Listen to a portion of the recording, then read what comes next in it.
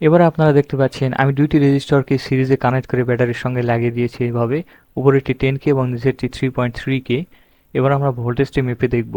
এই সিস্টেমটিকে বলা হয় ভোল্টেজ ডিভাইডার, যেখানে আমরা ভোল্টেজকে ডিভাইড করি বা ভাগ করি। তো দেখতে পাচ্ছেন ফুল ভোল্টেজ হচ্ছে 4.2 ভোল্ট। এবারে আমি যদি একটি টার্মিনালকে এর মাঝখানে ধরি, নেগেটিভ টার্মিনাল থেকে ধরছি এবং দেখতে পাচ্ছেন এখানে দেখাচ্ছে 3 ভোল্ট, 3.14 ভোল্ট, অর্থাৎ ভোল্টেজটি ডিভাইডেশনের কারণে ডিভাইড হয়ে গেছে। এবারে যদি আমরা পজিটিভ টার্মিনাল থেকে নিয়ে আসি, তাহলে আমরা দেখতে পাচ্ছি এখানে 1.05 ভোল্ট।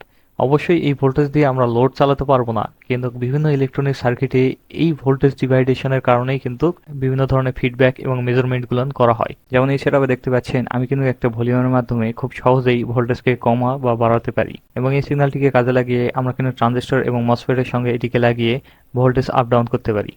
এছাড়াও আউটপুটে কি পরিমাণে ভোল্টেজের চেঞ্জ হচ্ছে সেটিকেও কিন্তু আমরা ফিডব্যাক হিসেবে মেজারমেন্ট করতে পারি।